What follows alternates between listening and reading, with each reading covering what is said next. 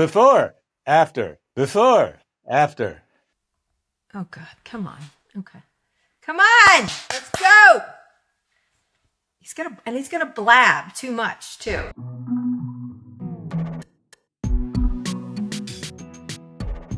Hi, everyone. This is Pivot from New York Magazine, the Vox Media Podcast Network. I'm Kara Swisher in my new studio without books behind me, but they will have them. Here I am, Scott. Oh, my God. Could you be any How do I more? look? Well, you're apologizing for not having books behind you. Well, I'm going to have Jesus. awards. My many awards is what I'm going to have. Yeah. Okay, Do you like good. my new studio? It's in my house. I'm not sure I like the red chair, quite frankly. Really? Why? Does it upset you? Does it threaten you? No, it takes me back to an era. I think you've moved on. I think you've turned the page on the red chair. We'll see. I like it for now. I'm going to leave it because it upsets you.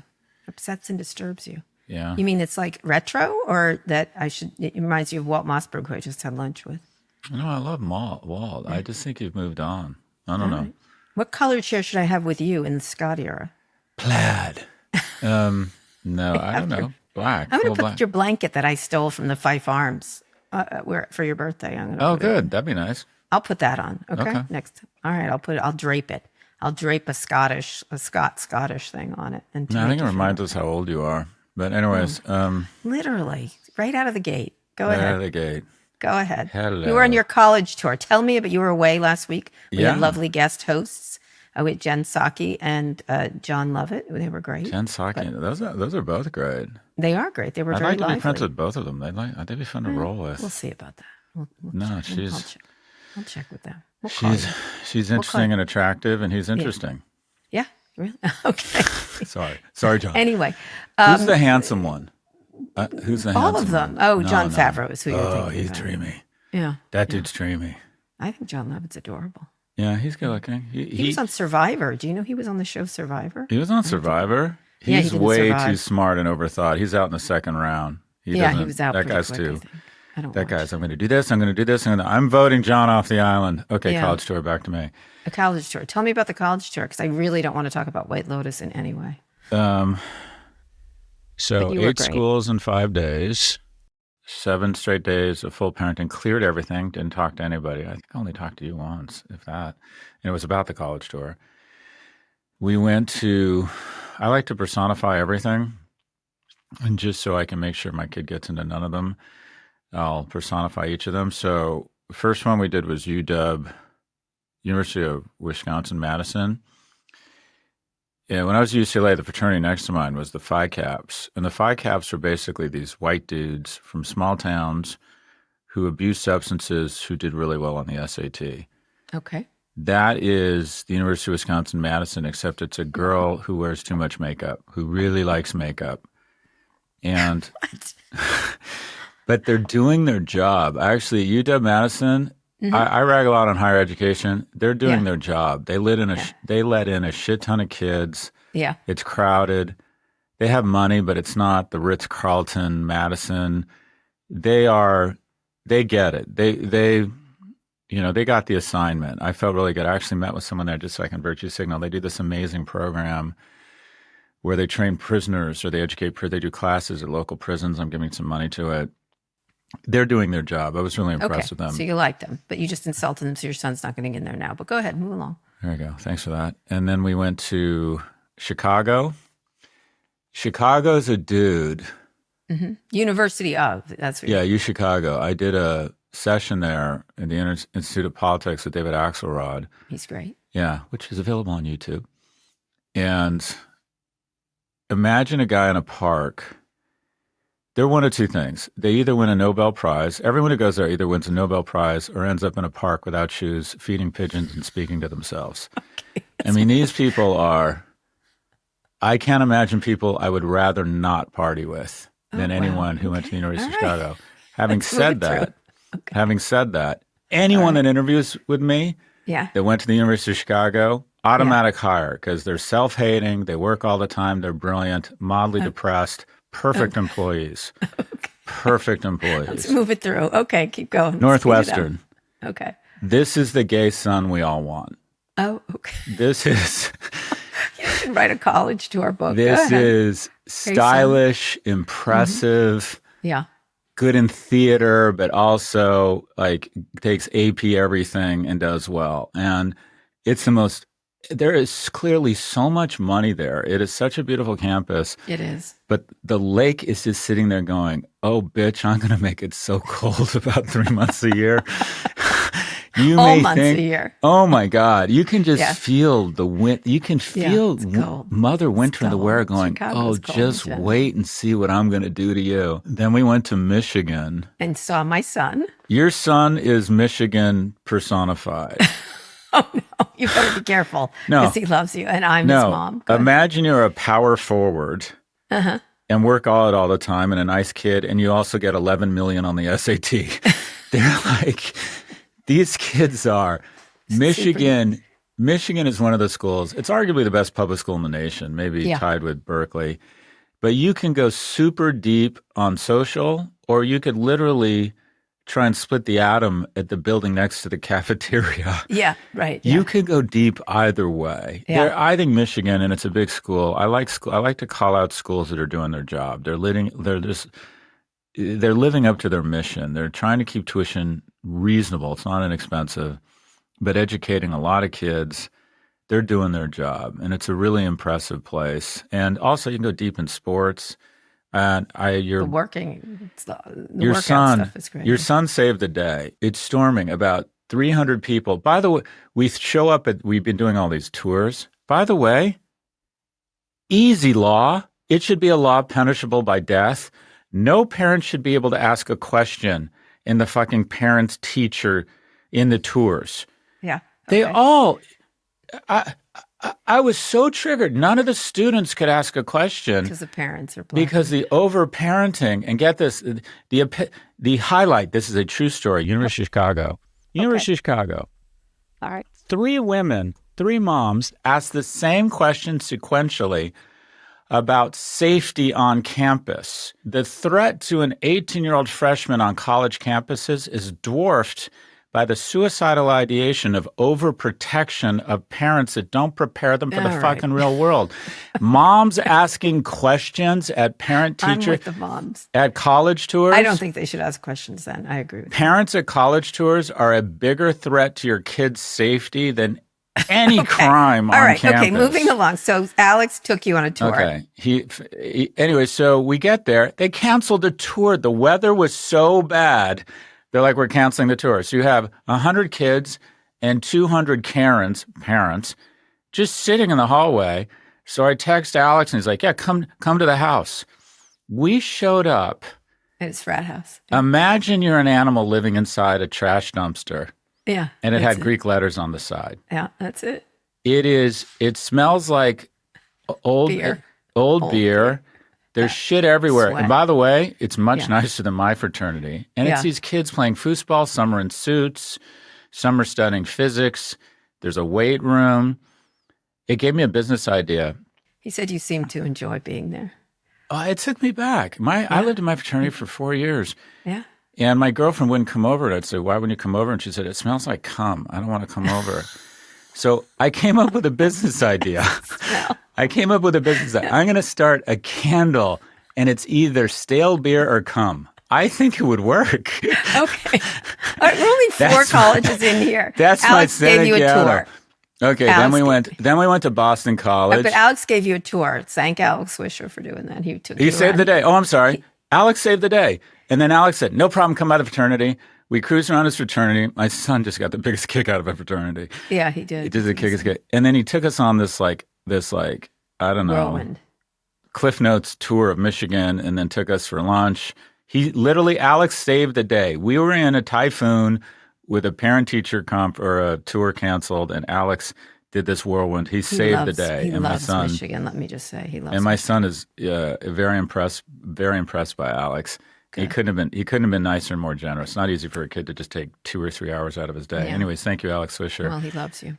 And then we went to Boston College, which we were really impressed by. I say that was the biggest surprise of the upside, but it is sort of it's a fallen Catholic. It's a kid that used to go to church, and by the 11th grade, he's selling dope out of his RAV4. Is that the AOC college, or did she go to Boston University? I don't know which one. Oh, AOC went there?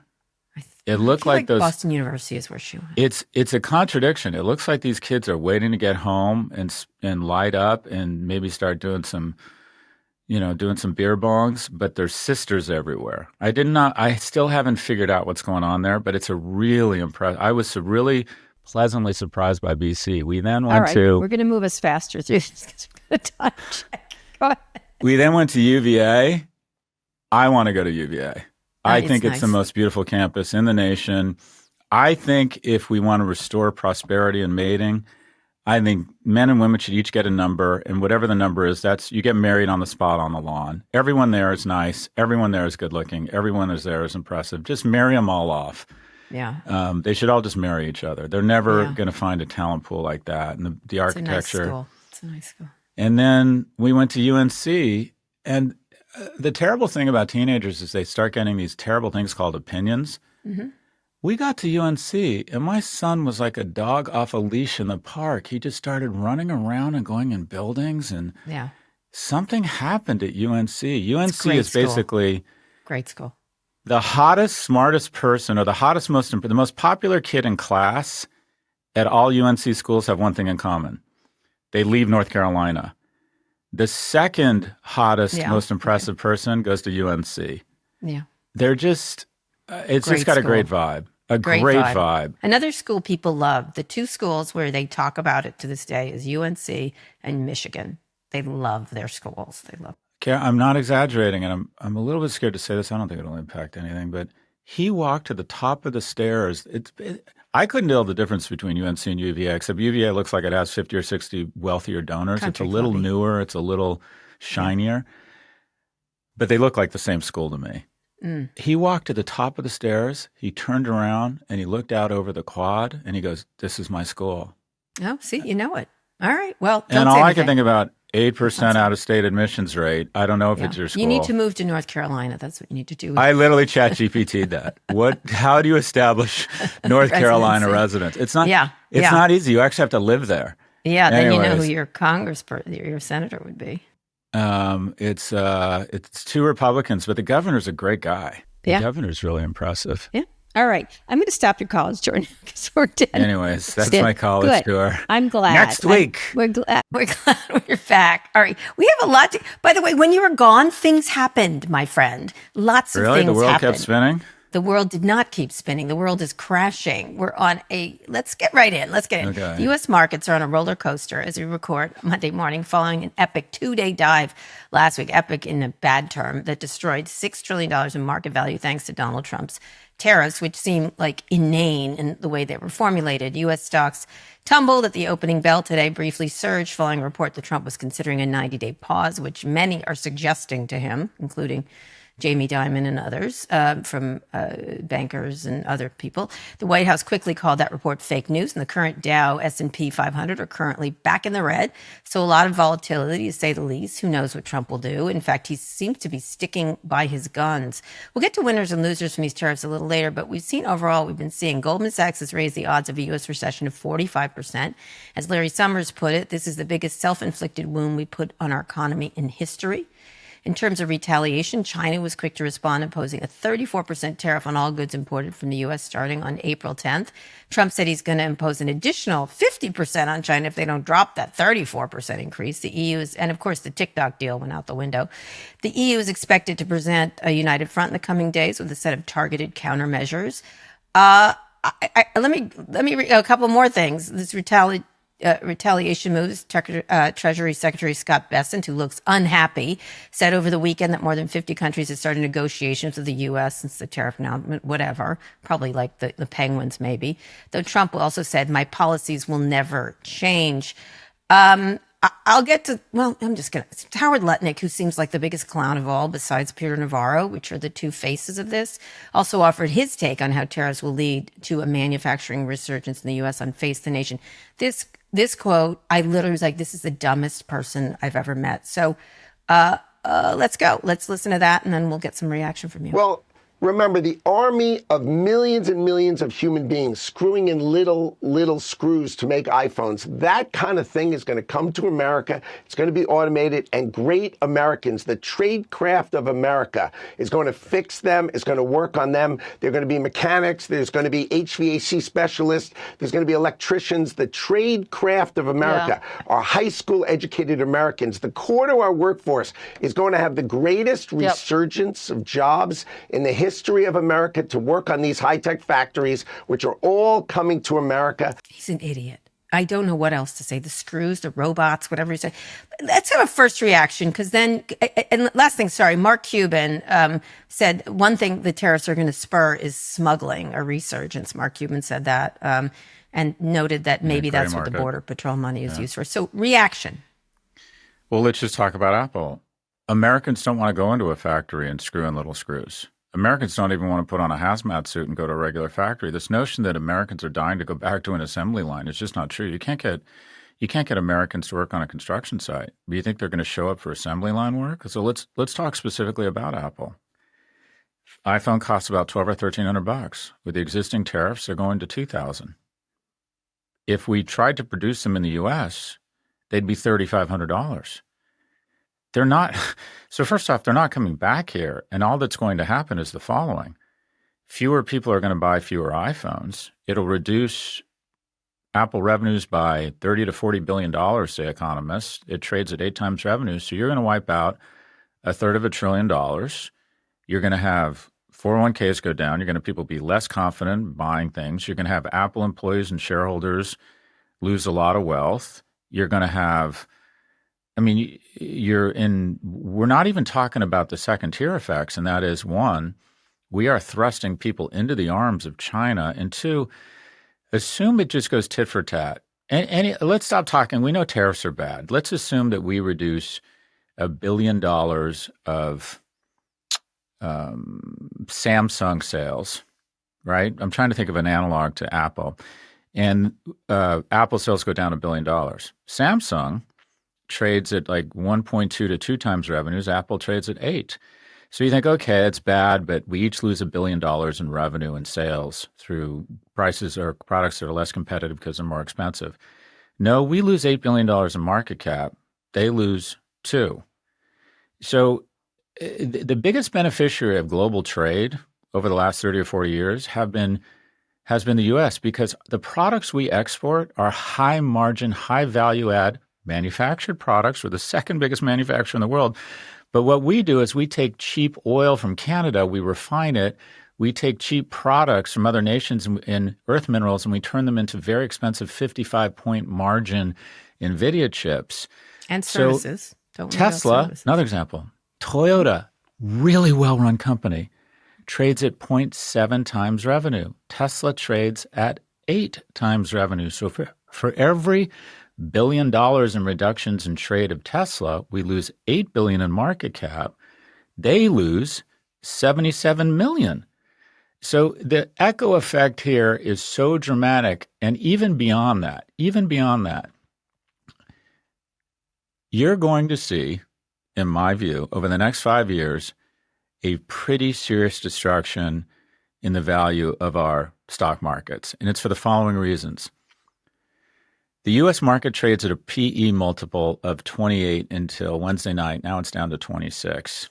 Germany is at 22 or 23, Japan at 18, China at 14.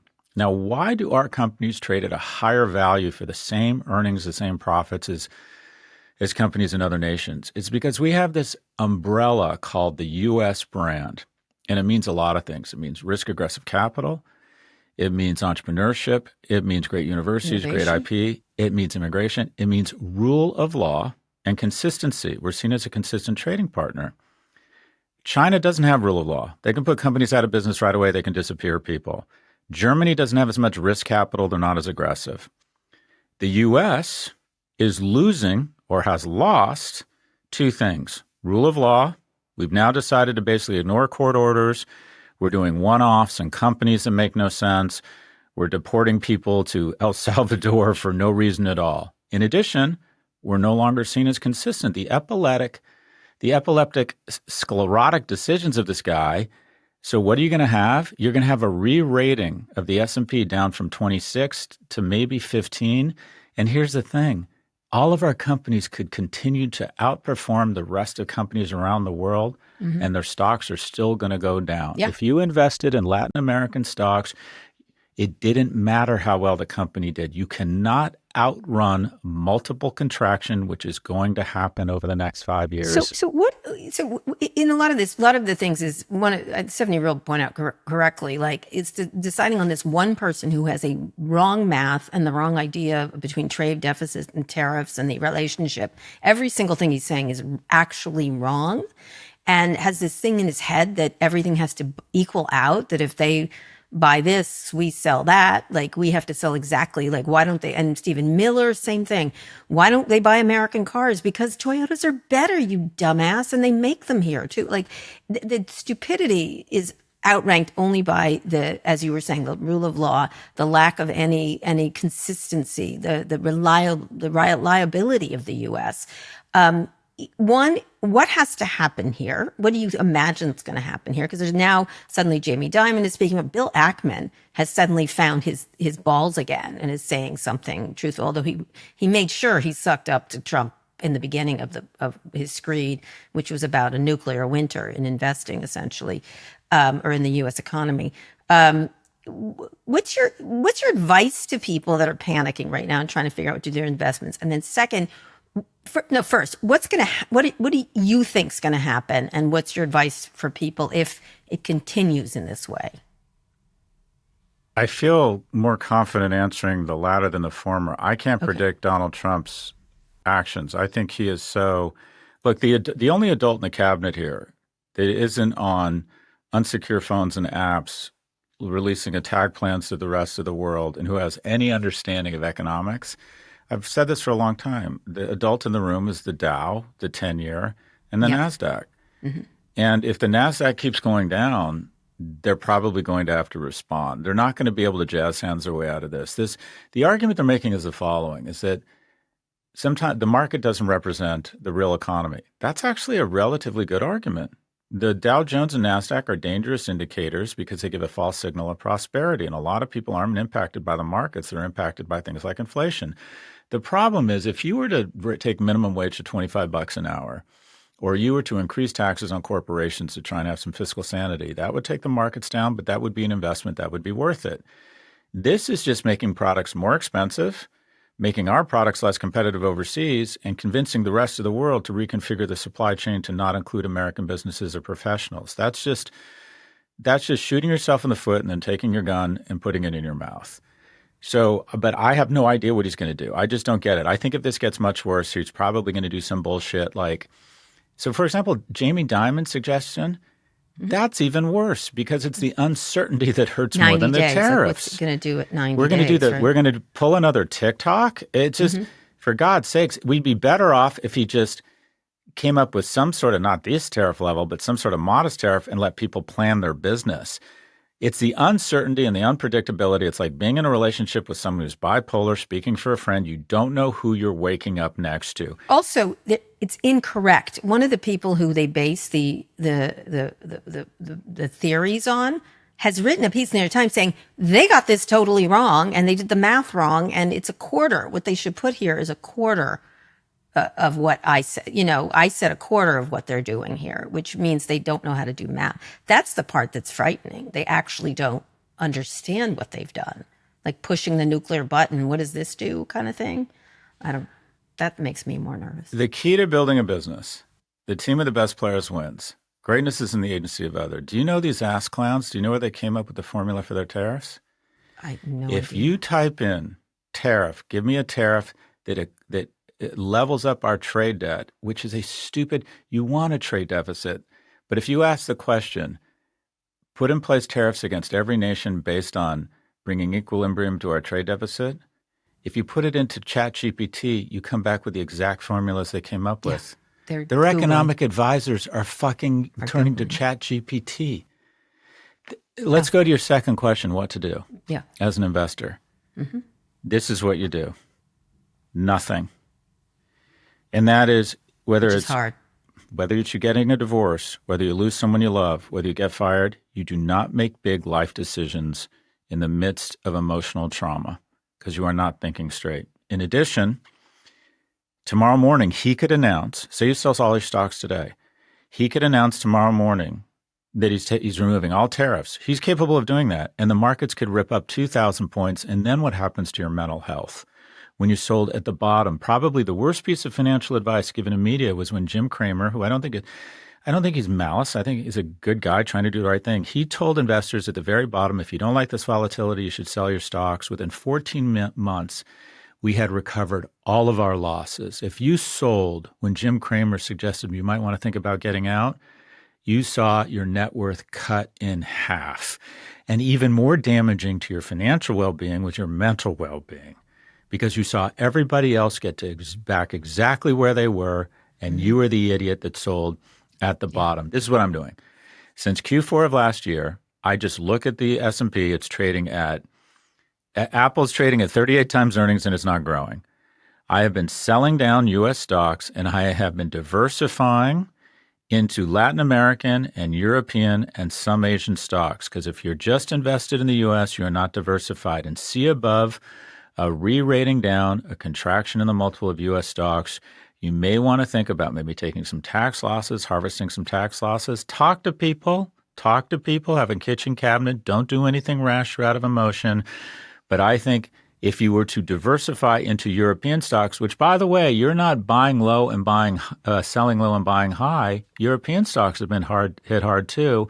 Mm-hmm. You're a little bit more diversified, which I think is a vastly underrated strategy. DEI, that stock put. All right, we're going to go to a quick break. And when we come back, we're going to talk a little bit more about the losers and some winners from the Trump tariffs. Scott, we're back. The number of sectors took a beating from Trump's tariff, and it's been particularly rough for big tech. In 2 days after the tariffs were announced, Apple dropped 16%, Meta fell 14%, Amazon was down 13%. Nice job, boys, of going to the inauguration. That really paid off for you.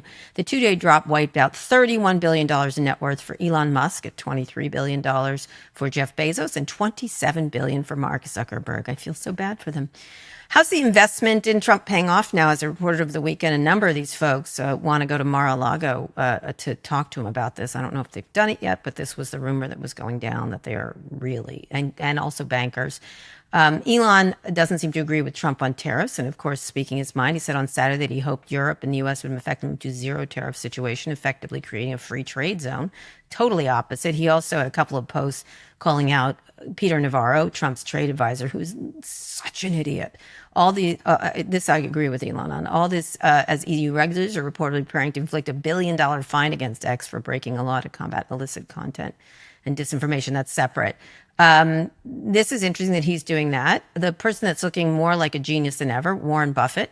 He didn't kiss the Trump wing. He's been growing his cash pile in the last year. He's currently sitting around $334 billion. Never doubt Warren Buffett, I guess. And then also a few losers, fast fashion brands, Shein, a Scott favorite, and Temu. Trump has closed the loophole that gave the tariff exemption on goods shipped from China valued under $800. I think it's called de minimis or something like that. It no longer applies as of May 2nd. A lot of people didn't like this loophole. Without the loophole, prices and orders could jump as much as 30%. Amazon might also take a hit because they ran into the low-cost storefront powered by Chinese goods, cheap Chinese goods. One of the things that was really strange was Scott Bessent talking about how Americans shouldn't buy cheap stuff anymore. Too bad. And that's too bad for you, Scott, because you can afford cashmere all the time. But that was another message they were sending out, is we should get off our cheap goods. So no longer addiction. Shop at Walmart? The biggest employer in the US? Like, none of your fucking business, dudes. So talk a little bit about tech, because also the last thing is tech, it sells a lot of services into Europe and in cloud computing. Also, so do the McKinseys of the world. And that's where we have a trade surplus in services, from what I understand. So talk a little bit about why it's impacting tech, and, sort of the you see the real cracks from the Elons and the others. Bezos is probably apoplectic. Trump, Cook is apoplectic, I'm sure, and Warren Buffett looks, he's 105 years old, and he's once again the GOAT. It's just Okay, so let's look at Europe as the U.S. We export NVIDIA chips. NVIDIA trades at 24 times revenues. For every $1 billion they sell in additional chips to other markets, institutional investors and employees of NVIDIA register a $24 billion gain. California gets enormous tax revenue from the incremental gains of shareholder value. When Mercedes exports Mercedes into the United States, they trade at 0.23. If they lose $1 billion in business, they lose $23 million in market cap. 23 million versus 24 billion in lost market cap. Yeah. We have taken global trade has been great for the world. It's been the world more prosperous. And to be clear, we haven't done a good job of protecting the people who get hurt. Some people get hurt. There are certain industries. South Korea has done a good job of protecting nascent industries strategic to them with tariffs. Tariffs can be used. These blanket tariffs, or let me put it this way, one of the greatest increases in global prosperity over the last 50 years, it would be hard-pressed. You might think, well, it's the world order where democracies have bound together under the umbrella of U.S. prosperity and NATO and military might. We have kept the peace. Wars are very destructive to economics. But at the top of the list would probably be global trade. Global trade. Find out what you can produce best at the lowest price and trade with someone who's really good at producing something else. And you both get better products at a lower price and you have a greater quality of life. So it's not only reduces the prosperity of the world, it massively, there's no nation that benefits more from global trade because our products are high margin, high value add. When Canada ships energy into the U.S., we then add value to it. We refine it. We turn it into higher grade petroleum, and we sell it at triple the price to other people. Yeah, we as you noted. People, we are in the business of high value add, high margin, rule of law, IP driven that creates so much revenue and what about this shareholder argument value. that we're going to bring domestic manufacturing back here? And everyone, even the crazy stations, are like, that's going to take 10 years. If they're not going to do it. It'll never happen. It'll never happen. And first off, we don't want it to happen. We're not just a taco truck with masseuses. We're the second largest manufacturer in the world. Yeah. But we manufacture AI chips.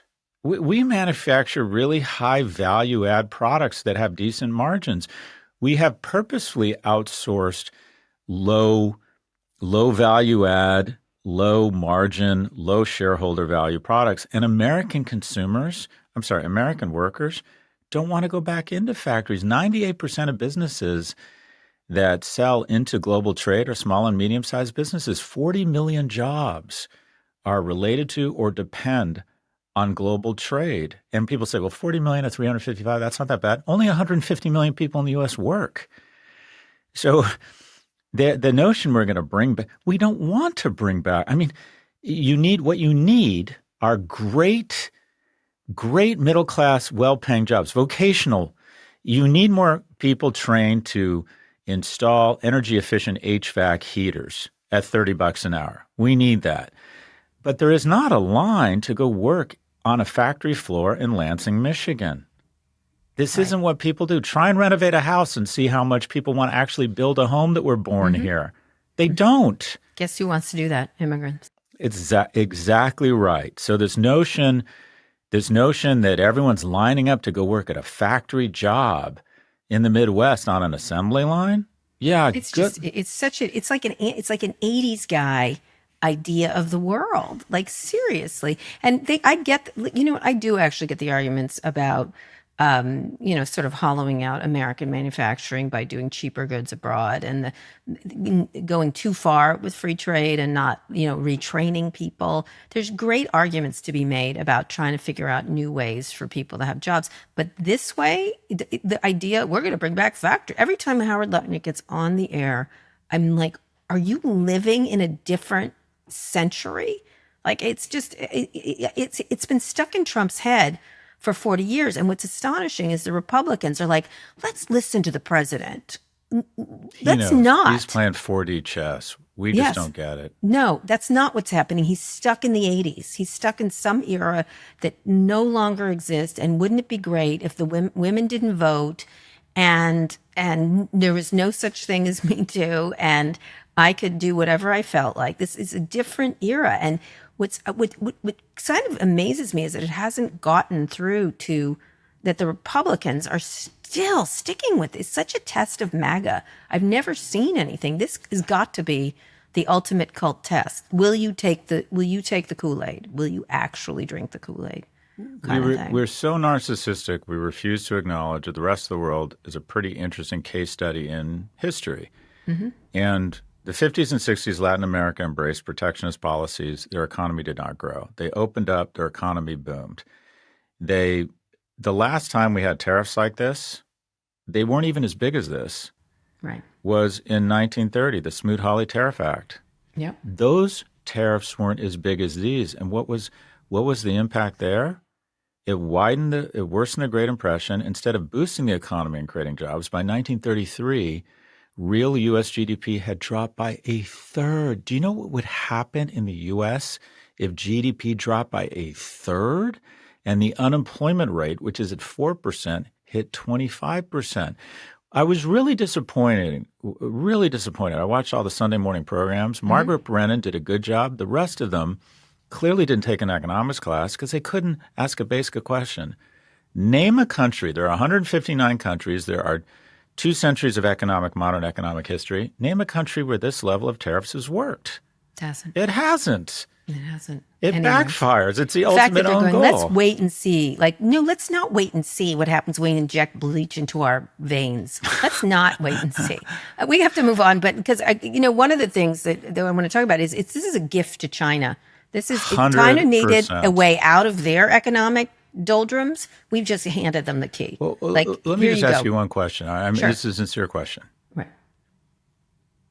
If they can have a conspiracy that in the basement, which doesn't exist, of a pizza joint, Hillary Clinton is drinking the blood of children they're sacrificing, Yes, I can it go doesn't- semi-conspiracy theory. Okay, go ahead. Let's hear it. Putin and Xi have each Yeah. put $10 billion into the Trump coin, or they've committed to it. You're going to be the wealthiest But he's man in doing it. history. But he's old. You're the wealthiest man in history, but you need to do the following things. You need to withdraw from Ukraine.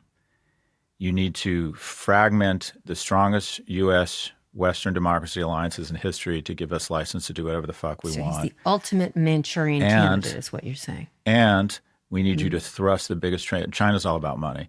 We need you to thrust the biggest trading partners into arms. We need you to get Japan and South Korea to start talking to us too again. If it was not Trump Vance, this is the question.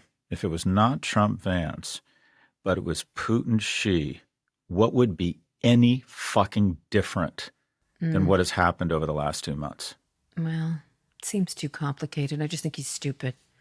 We should have That's- hired the That's smart. a solid plan B. We should have hired the smart woman. But that's my question. If Putin and Xi had been president and vice Yeah. president, Yeah. what would they have done differently? I don't know. I agree. I think he's just so stupid. Stupidity takes the cake here, and he's stupid, and he's addled, and he's got to go. He's got to go. I don't know what else to Let's say. surrender Ukraine and side with our enemies. Let's pretend you won the Cold War, Except even though he we has won been it. talking about this for 40 years. It's been like a hair up his ass for 40 years. Like, he has been talking about this. So I feel like he's now like, I'm going to do this finally and see what happens. I'm pushing this button and I'm seeing what's happening. I'm going to ask ChatGPT. A reminder, we're recording this on Monday morning. Who knows what Trump will do in the next few hours or days or really minutes. All right, Scott, let's go on a quick break. And when we come back, the TikTok deadline gets postponed yet again.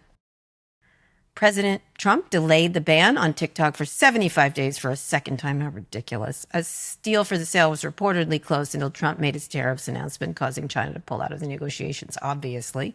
Oracle, Blackstone, and Andreessen Horowitz, all friends of Donald Trump, were reportedly involved.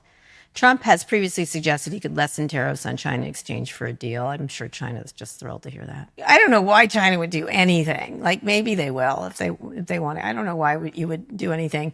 Let's do a very brief thing about this, because it's I think it's just going to sit there in limbo and just bump along, right? There's no deal here. They're going to try to bring it under 20%. I think that's the amount, the ownership of China for the Chinese government and or Chinese investors. Yeah. Well, you go first here. What are your thoughts? I don't know Karen? what's going to happen here. It feels like a story from the 1980s too. I mean, I think eventually it'll have some convoluted thing that's not going to make a difference or keep us safer in any way. I think they need to make the case of why it is dangerous. I sort of like the law, but I didn't feel they made their case. And at the same time, I'm absolutely certain the Chinese are manipulating it. Like, I don't even feel like that. So I think, I think it's eventually a dwindling company, right? It will, like, over time, if it's not focusing on this product. I'm in this new zone, Scott, of like, the reason things fail is because products suck. Like, that's, and maybe because I had lunch. Yeah. What? I'm sorry? Well, the 45 to 95 was the brand era, but digital unlock around product is the new bomb again. It sounds boring. I'm like, if Tesla made great cars, people would still buy them, even though he's and a no chode. advertising. Yeah, they don't advertise. Right. I really do think that. I'm thinking myself, I use Amazon and I don't want to use it because I'm really irritated by Jeff Bezos, but it's a great product and it's really hard. That's Like, right. I think if it gets the ball How do you think I off feel using Starlink to call you on FaceTime? I know. I think it's just really, I think the problems that this will suffer as a product because of all this mishigash. And so I don't feel kids talk. I mean, they're going to move on to the next thing. That's what I feel like. And eventually they'll come up with some convoluted way where Mark Andreessen gets even richer than he already is and more toxic. And it won't make any sense and it won't protect Americans better. And China will continue to dominate. I mean, just to me, all of this has been a gimme to China. Just one big gimme to a government that does not want us to dominate. So as it relates to TikTok, I just don't think we would ever let CBS, NBC, and ABC be owned by the Kremlin in the 60s. I think it's fucking insane to have TikTok. I think we're raising a generation of civic, military, and business leaders who hate America. 50% of people our age feel good about America, 1 in 10 young people. And I might even be wrong, but just from a trade symmetry standpoint, there are no media companies in China, and we can't afford to have this. The average 14-year-old boy in America is spending 17 hours on a media platform controlled by the CCP. It's just not a good idea. No. So it should be banned. Now, the second thing, and this goes back to the notion that you can't outrun multiple contraction, which we're about to incur the mother of all multiple contraction, is remember when Trump hated TikTok? And then remember when President Biden had a bipartisan law passed and none of it fucking means anything anymore. Doesn't. Because if one of the largest donors of the Trump campaign, Jeffrey Yass, also happens to be an investor in TikTok, and a bunch of crypto bros and Silicon Valley bros are also investors, he can do all this bullshit. I'm in, I'm out. I'm your girlfriend. I'm not your girlfriend. I want to break up. I don't want to break up. Why would anyone take us seriously? So ridiculous. Why China is like, yeah, fine. China's not going to back down to the U.S. unless they can figure out a way, unless they have all sorts of assets, which is Latin for spies, within Oracle, and they feel like they can keep the asset in the U.S. as an espionage and propaganda tool and have their cake and eat it too. They're just going to play slow ball because this guy will change his mind next week. Or maybe General Atlantic Partners or Sequoia Capital, who would have sex with their sisters for a nickel, will put pressure on Trump and offer him. What do you want now? I knew you'd bring in White Lotus, but go ahead. Well, that's unfair. They'd fuck their mothers for a nickel. I think that's more accurate. Anyways, these folks now run the White House. And so this is TikTok just sort of represents one, a national security threat that we just don't take seriously because our kids like it and we don't understand it. And I remember when you took me to the White House, I remember thinking, and they were like, "Oh, we're not on TikTok." And I'm like, "That's a bad idea. You don't realize what's going on. Yeah. You don't see what's happening to our kids here. Your kid can see a beheading, and then a dance video, and then something showing, viewpoints on Hamas and Israel, or viewpoints a bunch of people like." I'm even part of it. I see my angriest videos get the most play on TikTok. Yeah. They get dialed up, and that's not just TikTok, it's everything else. But why on earth would we allow missiles to be planted on an island, Cuba, 60 miles offshore the U.S. coast, even if they claim they will never use them against us? Like, no, we're just not going to put up with that. And then again, it's the inconsistency that's going to I take think, our prosperity. does it matter down. because we're giving them advantage in this tariff thing? Now we've given them an even bigger thing. Like Biggest winner here. winner Biggest chicken winner's dinner, China, and they were really Hands down. losing. They were really losing. Biggest winner out of all this, hands down. All of a sudden, Hands Canada's down. like, Chinese are buying up all the real estate in Vancouver. Yeah. This is what every Everybody's Chinese friend. diplomat and businessman is working. I've done a lot of business in China. They're all working overtime, and they're going to European capitals. They're going everywhere and saying, they may say, you may not agree with us, but you know what? We're good partners. Lifeline for China. This has We'll been handle such it. a gift to It's China. a Anyway, unbelievable that's our gift. feelings. It's a conspiracy It's an theory. unbelievable gift to Vice President Xi.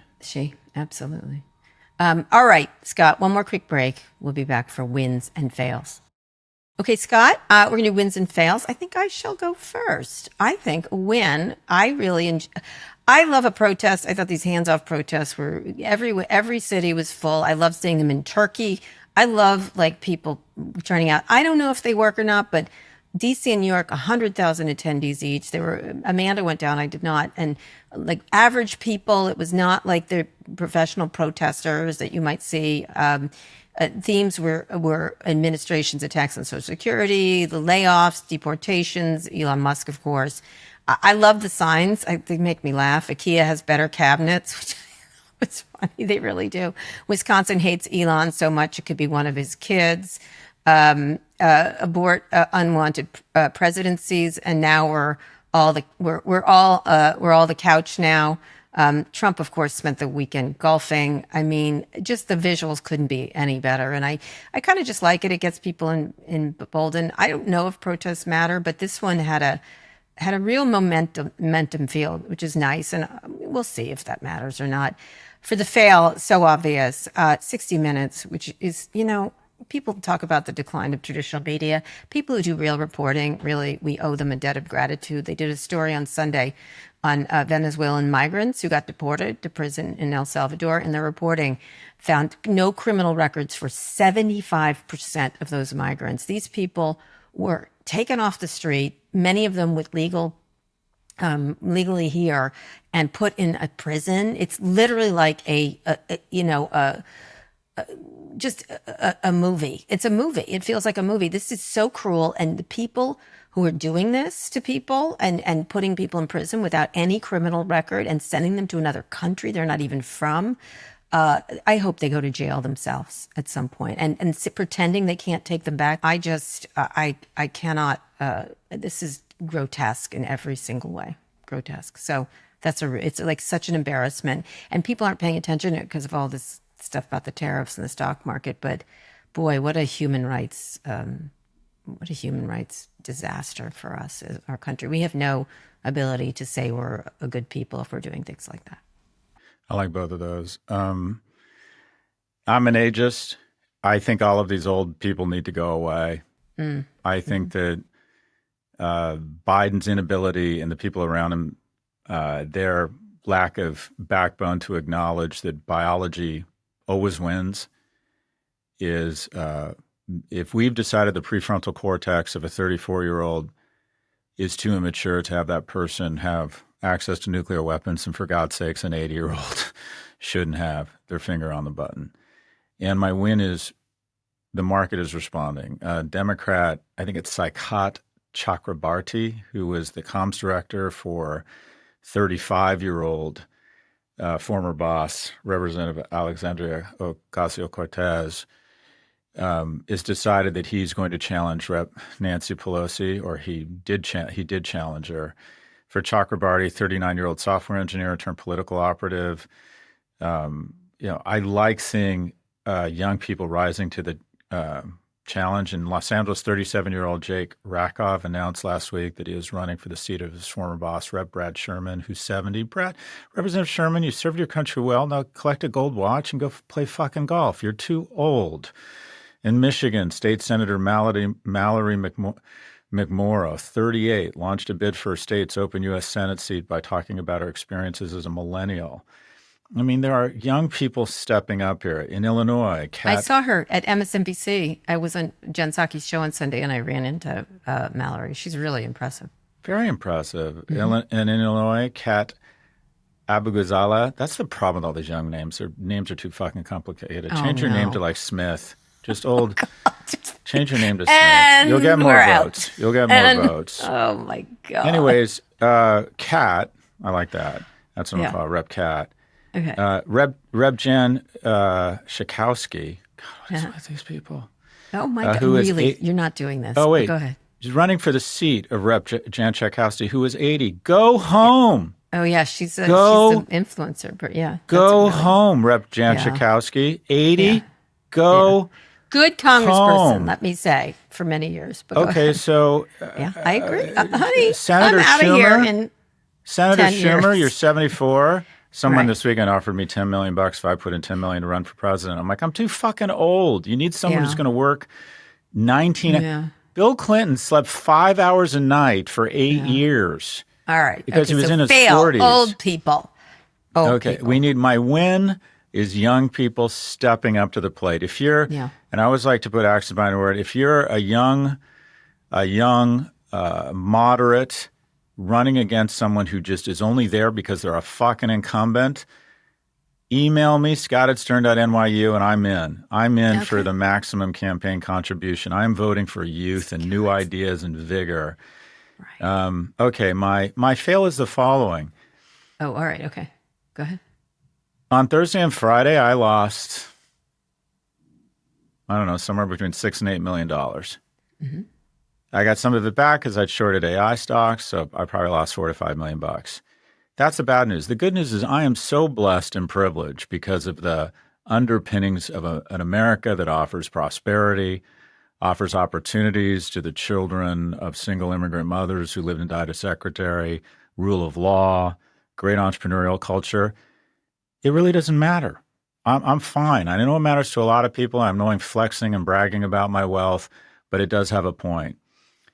My disappointment is that, okay, we now live in a nation where we've decided to side with autocrats, not democracies pushing back on autocrats. We now live in a nation where it's possible that you can go to jail if you don't narc on someone who is planning to get an abortion. We live in a country where it is feasible, where a 14-year-old who is raped has to carry her child to term. We live in a country where a woman could die of sepsis in an emergency room parking lot because she's bleeding out because the medical professionals are too scared to perform a necessary abortion. We live in a country where we now have a president who's opened a Swiss banking account where anyone can put money in exchange for political favors and not have to disclose it. That is the country we are in.